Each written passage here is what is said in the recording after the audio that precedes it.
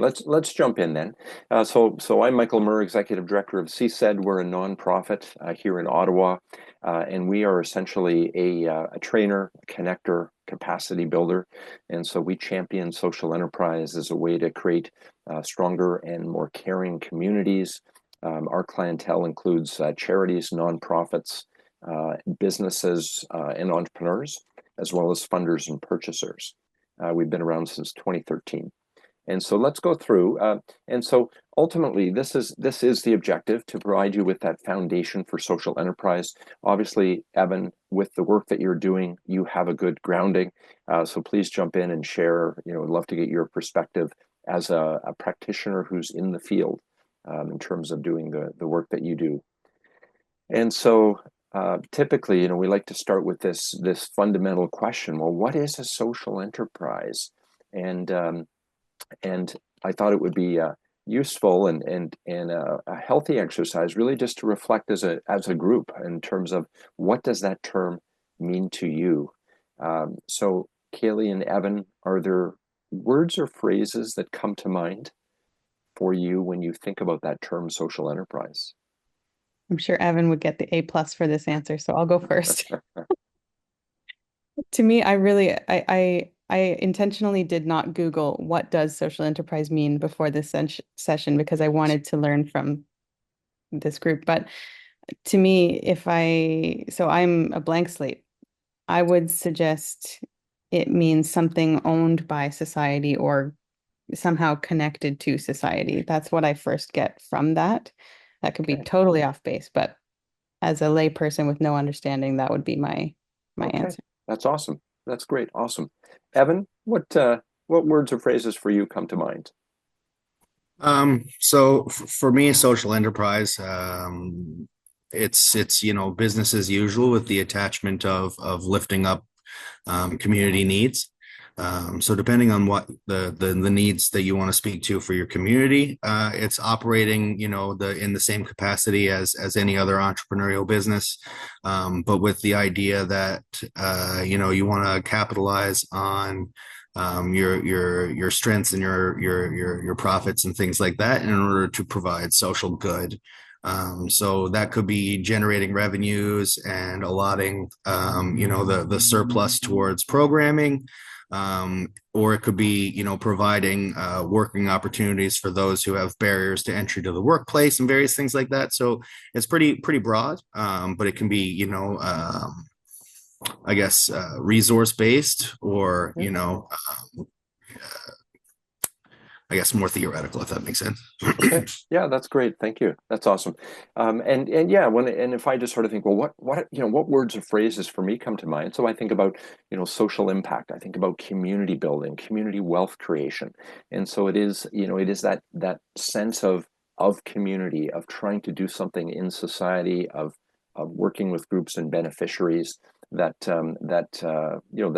really build a community and a society in the vision that we have beyond simply capitalism. And so, Kaylee, you'll be interested to know that there really isn't a single definition when it comes to social enterprise. You do see a commonality of definitions, but you also see and will see differences depending on the organization, where you are. But in essence, if I think of it from a CSED perspective, we think about social enterprise in three ways. And the first is that as a social enterprise, you are purpose driven, right? So this is just fundamental to your core. It is your North Star, and you are working to intentionally create that social, cultural, environmental value that you're trying to create in the world. And secondly, as a social enterprise, you're selling a good, a product or service in the marketplace to customers like any other business. Okay, so if you're doing great things in community, but you are simply relying on donations and grants, and you're not selling anything in terms of that marketplace, then you're not considered a social enterprise. So you got to be selling goods and services. And I should say, you don't have to be fully, that revenue doesn't have to represent the entirety of what you do. But what we like to see is that at least half of your revenue is coming from the sale of your goods and services. And certainly a recognition that, particularly as you are, Kaylee, in the early days, I shouldn't say that, as a for-profit entrepreneur, all your revenue is coming from the marketplace, which is perfect. For a nonprofit or charity, in the early days, there's a recognition that it may take some time to get to that point. So donations and grants for charities and nonprofits can still be very important in those early years. The third piece is that as a social enterprise, you're reinvesting the proceeds of your work back into your mission. And so that as your business is growing, so too is your community impact. And so those are the three things that we look at from a CSED perspective. And social enterprise is fundamentally, and sort of back to this concept of the North Star. And so social enterprises then are working to address and solve some of the world's biggest problems. And so it is a recognition that capitalism in its purest form, isn't really working, and it's creating a lot of effects that clearly we don't want to see. And so as a social enterprise, then we're working to address these big things. And a lot of social enterprises and businesses too will, as they start to think about, well, what is, ultimately, what is my purpose in terms of why I'm doing what I do? And a lot will really look to the United Nations Sustainable Development Goals. So if you want to draw a line of sight between what you are doing and ultimately really big picture outcomes in the world, then this is a great way to do that. And so the UN SDGs, 17 of them in total, 169 targets. So if you unpack each of those 17, there's 169 targets and a full 232 indicators. So there's lots of opportunity to really start to say, okay, how does my activity ultimately contribute to a better community, a better society, a better world? And so why social enterprise? So Evan, in your work, and you're working for, I think you said, nonprofit, it is a way then to, number one, increase your impact. So beyond what you may be doing currently, social enterprise, and in Evan's case, where he's operating multiple social enterprises, it's really a way then to significantly increase the impact you're having in your community. And secondly, as I touched on earlier, it's a way to diversify your revenue. So as nonprofit charities, where it is largely donations and grants, this is a great way to introduce that earned income stream.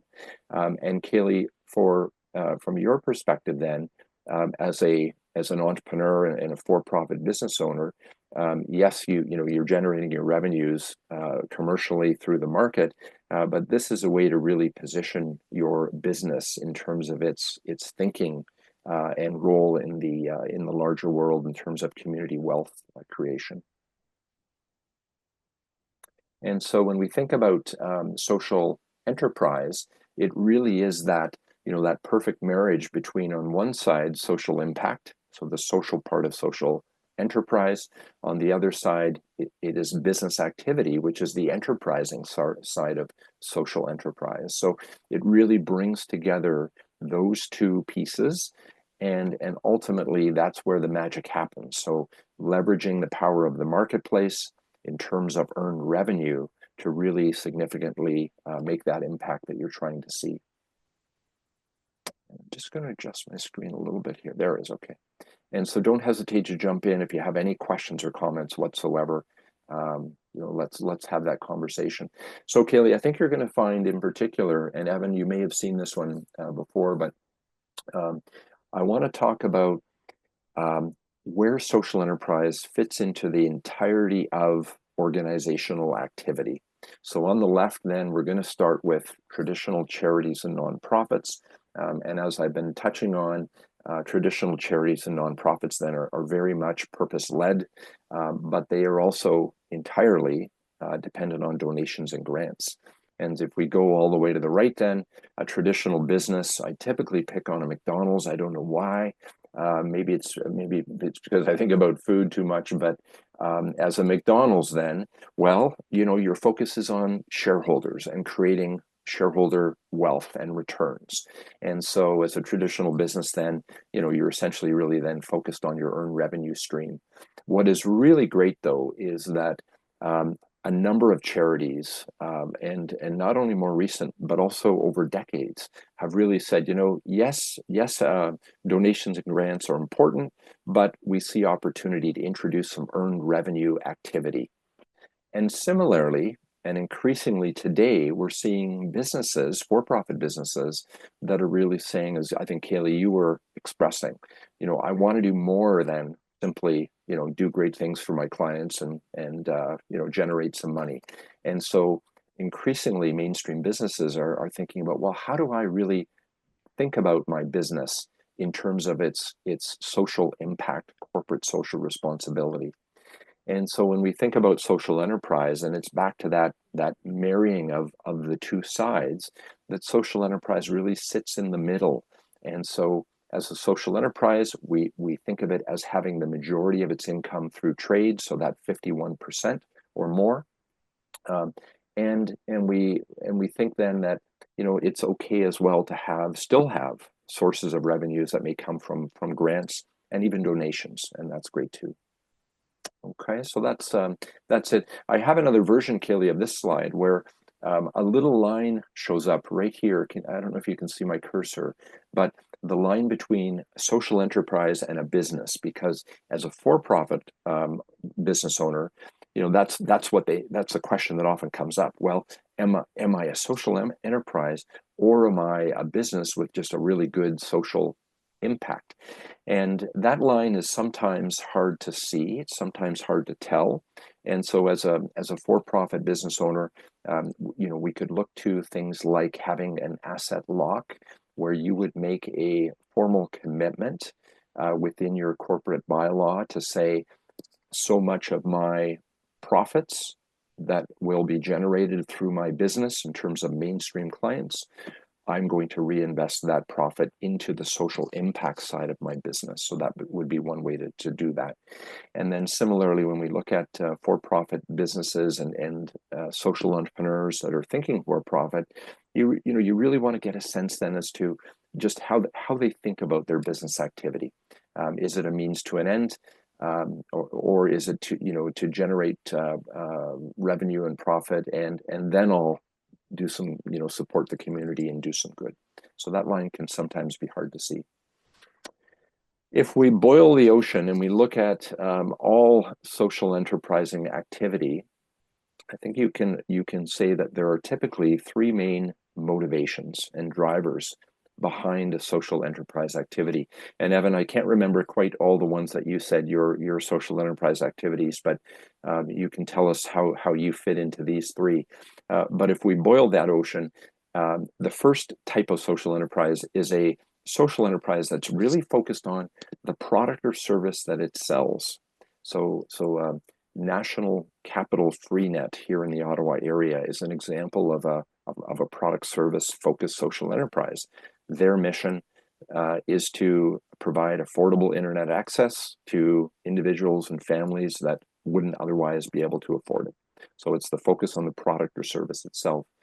Many social enterprises have a training and employment focus. And so in this case, the actual business activity is a means to an end. The primary motivation is to create ways to be able to train people and to employ people. And so if we're looking at, if we're thinking about, marginalized individuals that have typically struggled in terms of finding mainstream employment, they may have, had different, could be mental challenges, physical challenges, but that's the goal. And then, okay, let's run a catering business or a coffee shop as a way to train and employ my actual primary motivation, which are those beneficiaries. And the third kind of motivation then is really a profit motivation, where you're saying, this activity isn't really truly core to what I do as an organization, but I'm going to use this business activity to generate profit that will then support my actual social activities. And so that would be the three there. And Evan, I think I'm going to say more training and employment focused by the sounds of it. We do a little bit of everything. Yeah. Okay. So we have two food and beverage establishments. One is purely driven towards profit revenue.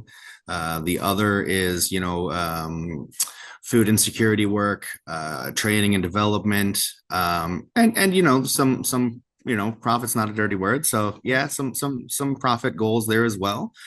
Then when you look at the cleaning business, that's largely trading and employment. They're very low barrier to entry. We employ a lot of folks who have experience in corrections and things like that. So again, just getting people who have barriers to entry into the workplace and giving them, gainful, meaningful employment and opportunities. So I would say we do all three quite well. We have a full housing resource attachment. We have employment supports and things like that. We're kind of the hatching, matching, and dispatching of, I guess, local, just social conscience. Yeah, that's awesome. That's awesome. And Kaylee, I think what Evan, one of the things that Evan said there that's really important is when you look at social enterprising activity, usually it isn't just one objective. And so while there may be a primary objective, typically there's going to be a blend anyways. I think another concept that is useful is when we think about social enterprise, it can exist at many levels. And so there are examples of social enterprise where the social enterprise is the organization. It's the entirety of the organization itself. And so the example, I'll go back to National Capital Free Net. That is the organization, and that is what they do. Another way to look at social enterprise, though, is that it can be a program of a larger organization. And so if we look at the Salvation Army thrift store, that's probably, that's a great example. The thrift store has been around as a concept for more than 100 years, and all to support ultimately the parent Salvation Army activities that it carries out. The third level that a social enterprise can exist at is a very tactical level where it may be an organization that ultimately doesn't really intend on becoming a fully fledged social enterprise, but they do want to see whether there may be some earned revenue generating activities that they can introduce. I worked with Matthew House Ottawa about a year ago, and they're not a social enterprise. They provide they're a charity. They raise money. They provide their services for free to new Canadians. Fantastic, but we did find a specific thing that they could do to generate a little bit of earned revenue. And so in this case, it was furniture pickup, and so they pick up furniture from donors, and we just realized that donors are willing to pay a small fee for that pickup service, and so that gives you a sense that it can exist at many levels. So when we look at the different focus areas, so in the case of product and service focus, and to Evan's earlier point that ultimately it's a blend of motivations, but for those that are primarily focused on the product service, I just wanted to share some different examples with you, just to give you that that flavor. And I'll use mainly Ottawa area examples. Those are the ones that I'm most familiar with. But the Ottawa Tool Library is a social enterprise that's been around just for 10 years now. And so ultimately the motivation was, we want a way to be able to share tools within the community. So woodworking tools, they've since grown from that. But ultimately the entire focus is on creating those ways that community members can participate as a member of the Ottawa Tool Library, and they can then sign out, loan, borrow, etc., different types of tools. And they've since grown. They have a full suite of workshops now that support that core function. The Open in the upper left here is a really interesting social enterprise. It's the Open Collaboration for Cognitive Accessibility.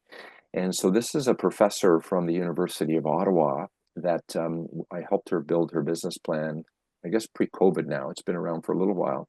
And essentially her primary focus is working with people that are on the spectrum. And they provide some really interesting services. So one of them is a service where they will assess a workplace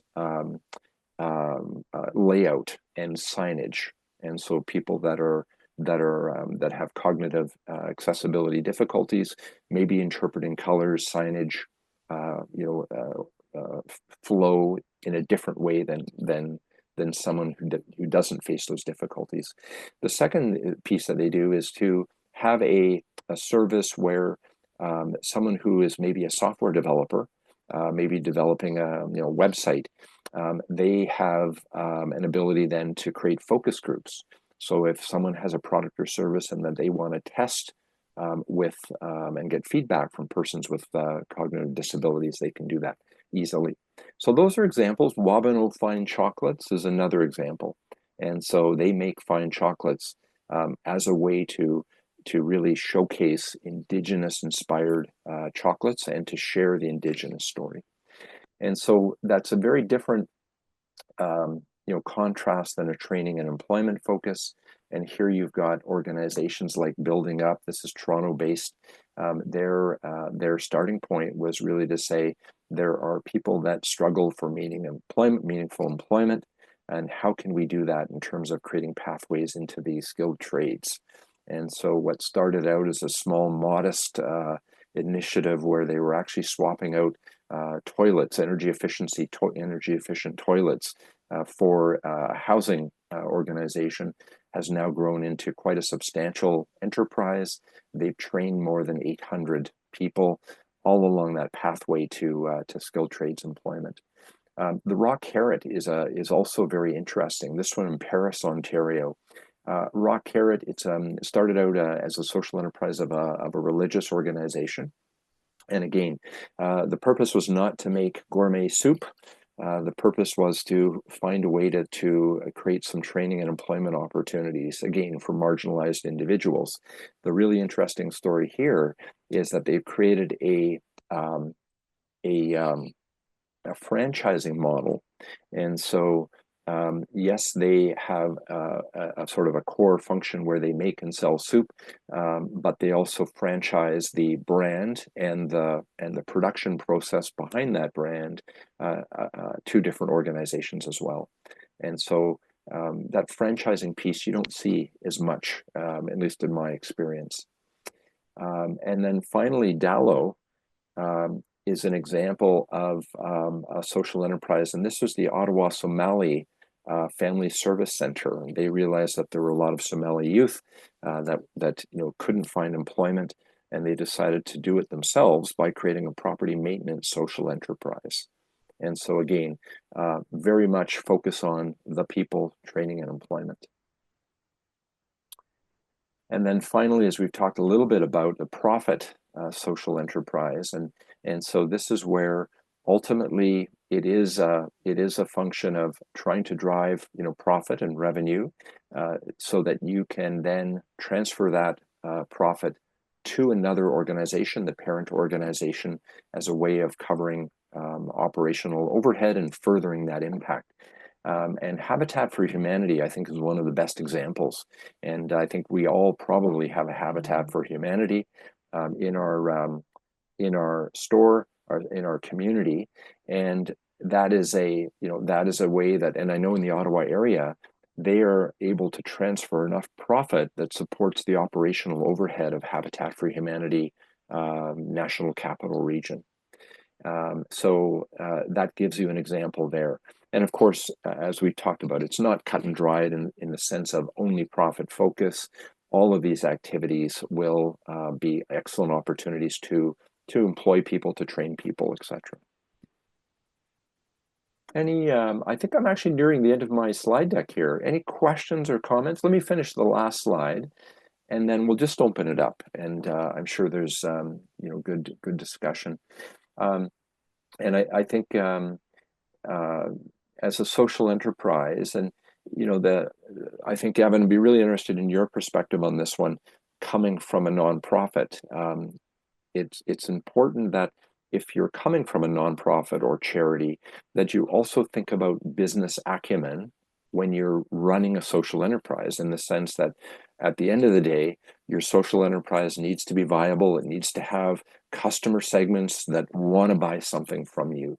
And we've all, I'm sure, heard of that adage where, I'll go into a coffee shop, a social enterprise coffee shop the first time, and if the coffee is, let's say the coffee is not good, I'll probably go in a second time in terms of a benefit of the doubt, but I'm unlikely to go in a third time if the coffee continues to be, to not be up to scratch.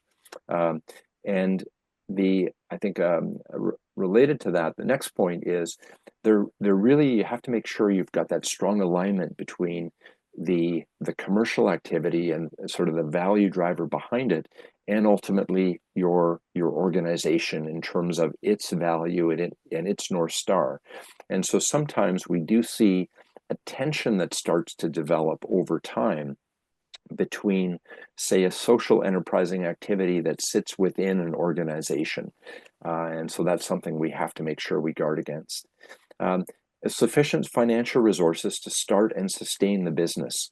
Kaylee has mentioned earlier, of course, as you're thinking about ultimately, where your heart is and the kind of clients that you'd like to serve.